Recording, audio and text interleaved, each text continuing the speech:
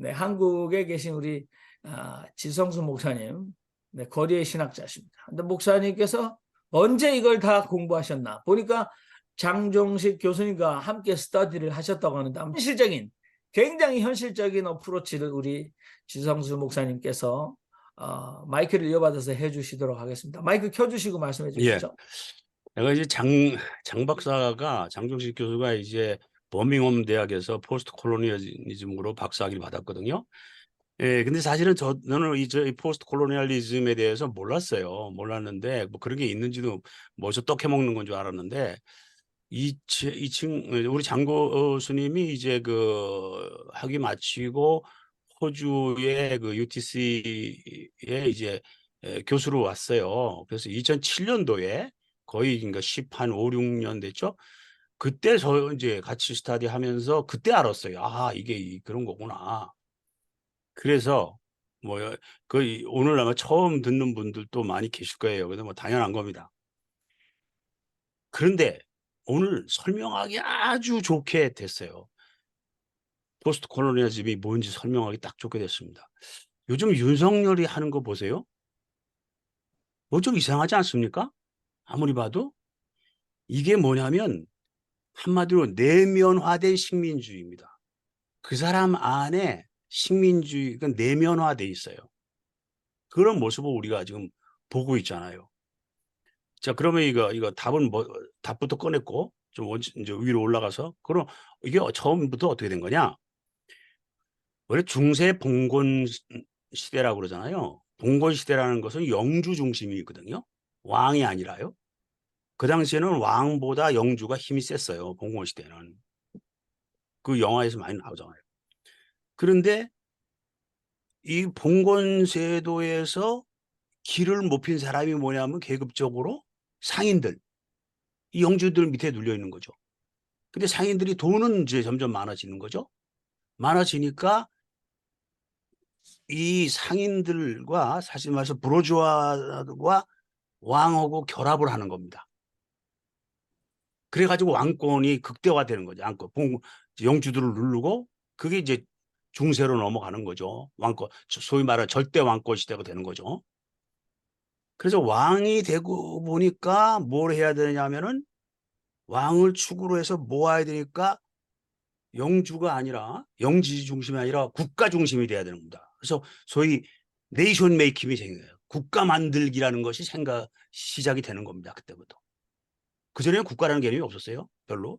막연하게 있었죠. 그래서 국가를 만들어서 절대 왕권 중심이 생겨야 되니까 근데 그러기 위해서 뭔가 동질화된 정체성이 필요하거든요. 여기 밑에 모여라 뭐 이런 게 있어야 되잖아요. 그래서 소위 민족이라는 걸 들고 나오게 되는 겁니다. 민족. 그래서 영주 시대에는 중세 봉건 때는 민족이라는 개념이 별로 없었습니다. 근데 절대 왕권 시대로 가면서 민족이라는 개념이 머릿속에 들어오기 강제로 집어넣는 거예요. 우리는 같은 민족이야. 뭐 이렇게 되는 겁니다. 그래서 소위 민족주의라는 것을 뭐라 그러면 상상의 공동체라고 그러는 겁니다. 상상의 공동체. 사실 그 뭐 있는 게 아닌데 만들어낸 거예요. 상상에 내서.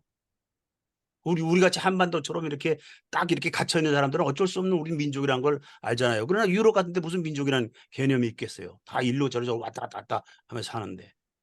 그래서 민족이라는 상상의 공동체를 만들어지게 되는 겁니다. 자, 국가가 됐습니다. 이제 민족이란 개념을 만들었어요. 이제 두 가지가 이제 결합이 딱 됐습니다. 그리고 점점 산업이 발달하면서 자본들이 집중되기 시작합니다. 그러니까 어떻게 돼요? 생산이 과잉되게 됐죠. 생산이 과잉되면 그다음에 어떻게 해요? 팔아먹어야 되잖아요. 그래서 제국주의가 나오는 거 아닙니까? 시장을 확대하는 거. 나가서 막 확대해 나가는 거. 그게 제국주의의 이제 물적 토대가 되는 거죠. 여기서 이게 이제 백인들이 이렇게 온 역사죠. 유럽 역사가. 이 친구들이 자기들끼리만 뭐 그런 대로 괜찮았어요. 근데 아메리카로 갔죠. 거기서 이제 소위 말하는 인디안들과의 이제 접촉이 있게 되잖아요. 지네들이 훨씬 여러모로 봐도 우수하거든. 그러니까 그다음에 이제 흑인들이 들어오잖아요. 이렇게 되면서 여기서 나오는 게 뭐냐면 소위 매니페스토 데스티니라는 말이 나오기 시작합니다. 이게 뭐냐면 지금 잘 아시겠지만 와스프 아메리카를 점령하고 처음 시작한 헤게모니 그룹들이 와스프 아닙니까? 화이트 앵글로 섹슨 프로테스탄이즘이죠. 그죠? 이거 와스프라고 그러잖아요. 지금도 미국의 중심 아닙니까? 얘네들이 어떤 생각으로 무장을 하게 되면 우리가 이 미개한 흑인이나 인디안이나 미개한 인간들을 우리가 하나님의 뜻에 따라서 얘들을 잘 개화시킬 우리가 사명이 있다. 이렇게 생각하는 겁니다. 명백한 우리의 운명을 부여받았다. 이 신앙적으로 그걸 합리화하는 겁니다. 그게 매니페스토 데스티니라는 거죠. 물론 이제 여기에는 이제 다윈의 종의 기원이라는 거 있잖아요. 그 적자 생존, 뭐 우수한 종이 살아남는다. 또 뒷받침이 이제 되고 있죠. 이렇게 이게 당연한 걸로 알았어요. 세계가. 그러니까 기독교는 바로 기독교 근본주의는 이게 기독교의 한 역할 중에서 이게 가장 큰 역할이에요. 매니페스토 데스티니를 기독교가 심어준 거예요, 결국은. 기독교 신앙이. 예? 그걸 뒷받침해 주는 거죠. 창세기 뭐 셈과 함과 야벳 얘기 있잖아요. 제가요 놀래 자빠질 일이 있었는데 그 12지파라는 기독교 공동체가 있거든요. 세계 여러 나라에 있어요. 호주에 12지파가 있는데 다 백인들이죠. 근데 한국 사람이 하나 있었어요. 가나라는 친구가 있었는데 그 당시에 50대 중반이었는데 이 친구는 8살 때 미국으로 아버지가 서울대 교수였는데 불문과 교수였는데 미국으로 가가지고서 미국서 잘하세요. 한국말은 전혀 거의 못해요. 이런 친구가 어떻게 해가지고 그 공동체에 들어와서 호주에서 그 백인들과 사는 거예요. 근데 어느 날 저한테 성경을 딱 펼쳐놓고 뭐라 그러냐면 우리는요 백인들 밑에 순종해야 돼요. 이게 뭔 소린가 했더니 그 노아의 아들 그 얘기 아시잖아요. 그걸 딱 펼치는 거예요. 그걸 딱 여기 이렇게 돼 있잖아요. 절도하는 줄 알았습니다. 미국서 살아온 애가 한국말도 못하고 영어만 하는 애가 그런 마인드를 가지고 있더라고요. 무섭죠. 성경이 사람 진짜 완전 병신 만드는 거 무섭죠. 그런 일이 있었습니다. 그게 백인들 사회에는 팽배한 거예요. 그리고요, 제가 여러분들 전혀 모르시는 얘기, 한 분도 아시는 분이 없는 얘기 하나 해드릴게요. 광주항쟁 때 광주에 있는 어떤 선교사가 헬기에서 헬기에서 총 쏘는 거 봤다. 그 증언한 선교사가 있었잖아요. 그 사람이 피터슨이라는 사람인데 이 사람이 처음 선교사로 왔을 때 연세대 한국학당 다니면서 때 제가 그 사람 통역을 했어요. 20대 때. 근데 그러면서 침례교 선교사하고 같이 지내면서 여러 가지 얘기를 들었어요. 선교에는 미국 침례교 선교에서 선교의 3가지 방법이 있었대요. A, B, C가 있었는데 A는 뭐냐면 선교는 자금이 들어와야 되잖아요. 자금이 들어오면 그 자금을 놓고 써라. 알아서 너희들이 써라. 라고 하는 게 있었고 두 번째 방법은 뭐냐면 쓰는데 돈은 주는 거죠. 영수증은 꼭 가져와라. 라고 하는 게 있었고 세 번째는 아예 믿지 않고 선교사들이 직접 돈을 다 쓰는 파이낸셜 플랜이 3스타일이 있었대요. 근데 일본에는 첫째 방법, 한국에는 둘째 방법을 썼답니다. 아프리카 같은 데서 셋째 C 방법을 쓰는 거죠. 근데 그 사람한테 직접 드리는 거예요. 그러니까 일본은 이미 그때 아시아라고 생각하자고 자기들 스스로가 그렇고 유럽이라고 했거든요. 그러니까 일본에는 그러니까 더 수준 높은 선교 정책을 쓴 거죠. 한국은 두 번째로 쓴 거. 이게 백인들의 선교 방법. 뭐 나름대로 뭐 지혜롭게 했다고 할 수 있죠. 자기들은 선교 정책이니까.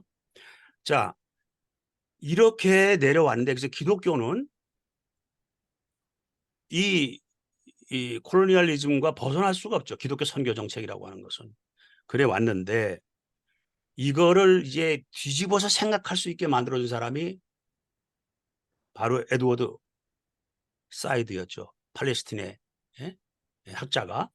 그 사람이 소위 오리엔탈리즘이라는 책을 썼죠. 그래서 사람들한테 하고 만들어준 겁니다. 오리엔탈리즘이라는 건 뭐냐면 소위 동양주의 우리말로 하면 서구 제국주의자들이 동양을 어떻게 보고 있다.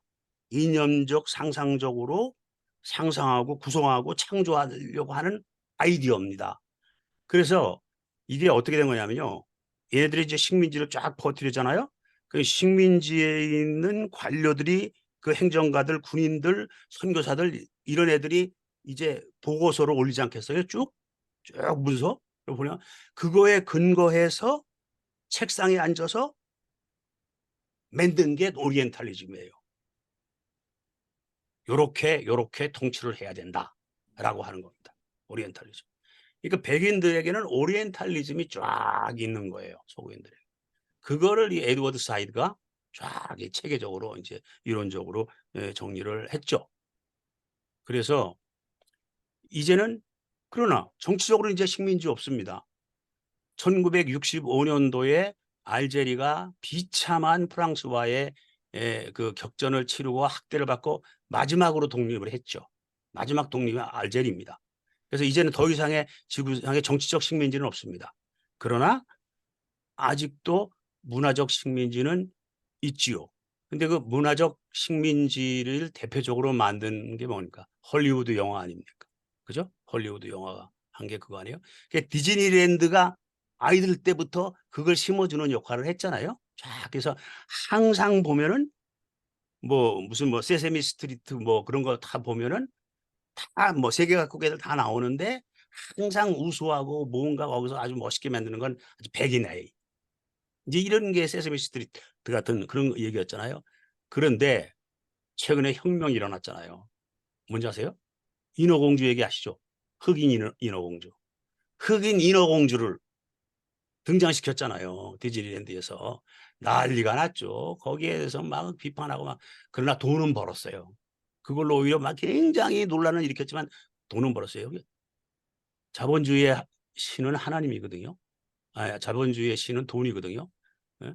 그러니까 돈이 이제 이게 돈 되는 거를 이제 아는 거죠. 이거 가지고는 안 되겠다 하니까 디즈니랜드에서 그런 거를 이제 만들어내기 시작을 한 거죠. 흑인 인어공주를 백인들만 하던 것을. 자, 이렇듯이 이제는 이 기독교 안에서도 별 수 없습니다. 돈의 힘입니다. 돈. 한국 교회가 돈이 많거든. 그러니까 바뀌는 거예요. 신학이 바뀌어서 게 아니라. 그 누굽니까? 유명한 하비 콕스가 1998년도인가? 순복음교회에 왔었어요. 돈을 억수로 받아갔죠. 그리고 난 다음에 순복음교회를 그럴듯하게 책을 써줬어요. 돈입니다. 돈. 돈이 하나님입니다. 돈에 의해서 바뀌는 겁니다. 인어공주, 흑인 인어공주가 생기듯이. 그래서 잘 살고 볼 일이다. 결론은 그겁니다.